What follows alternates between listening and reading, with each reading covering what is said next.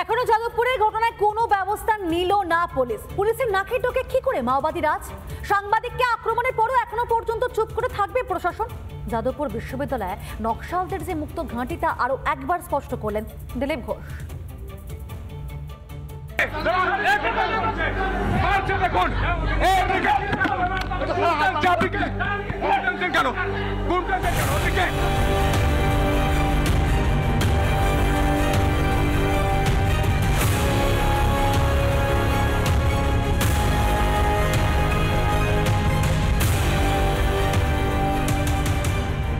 Republic Bangla সাংবাদিকদের আক্রমণ করেছিল যাদবপুর বিশ্ববিদ্যালয়ের পড়ুয়াদের একাংশ।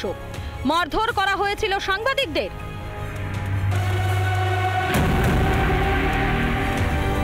দেশ জুড়ে এখন নিন্দার ঝড়। যাদবপুর ক্যাম্পাস নিয়ে বাড়ছে উদ্বেগ। হাতের বাইরে চলে গেছে পরিস্থিতি। যাদবপুর বিশ্ববিদ্যালয় ক্যাম্পাস এখন দেশ বিরোধীদের আখড়া, দাবি বিজেপি নেতা দিলীপ ঘোষের। আর কিছু লোক ওই হুলিগানগুলোকে তৈরি করেছে, কারণ ওরা হচ্ছে ওখানকার মাস্টারমাইন্ড, ওরা হচ্ছে নষ্টের গোড়া। 4-5টি ইউনিভার্সিটি ভারতবর্ষে, যেখানে এই সমস্ত এখানকার ছাত্ররা এখানে কেউ মাস্টার ডিগ্রি করবে, অন্য জায়গায় পিএইচডি করবে, আরেক জায়গায় ফ্যাকাল্টি হয়ে যাবে। এই যে 4-5টি ইউনিভার্সিটি ঘুরে ঘুরে এরা কবজা করে রাখতো, সে সমস্ত রাজত্ব আমরা তুলে দিয়েছি। বাকি আছে এটা সময়ের সঙ্গে সঙ্গে এর মধ্যেও পরিবর্তন হবে। যাদবপুর বিশ্ববিদ্যালয়ের দেওয়ালে এখনো রয়েছে দেশ বিরোধী দেওয়াল লিখন, আর এতেই স্পষ্ট হচ্ছে কট্টরপন্থীদের জেদ। যারা এটা করেছেন তারা বামপন্থী নন, আমি তো বলি তারা আরএসএস এর পেইড এজেন্ট।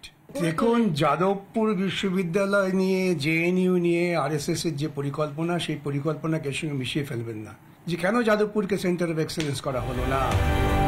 যাদবপুরের ঘটনার তীব্র নিন্দা ভারত সেবাশ্রম সংঘের।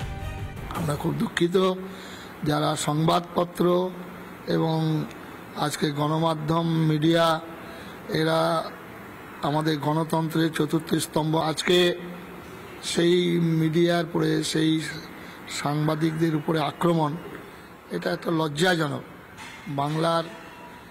বাঙালি হিসাবে পরিচয় দিতে আমাদের মাথা নত হচ্ছে। যাদবপুরে মাওবাদীদের সমালোচনা না করে মাওবাদীদের পাশেই যাদবপুরের শিক্ষক সংগঠন জুটা, যা বিতর্কে আরো ঘি ঢেলেছে। রিপাবলিক বাংলা। নানা ধরনের কন্টেন্ট দেখার জন্য লাইক করুন, শেয়ার করুন আমাদের ফেসবুক পেজ, সাবস্ক্রাইব করুন আমাদের ইউটিউব চ্যানেল। পাশাপাশি অন্যান্য ব্রেকিং নিউজের জন্য অবশ্যই চোখ রাখুন রিপাবলিক বাংলায়।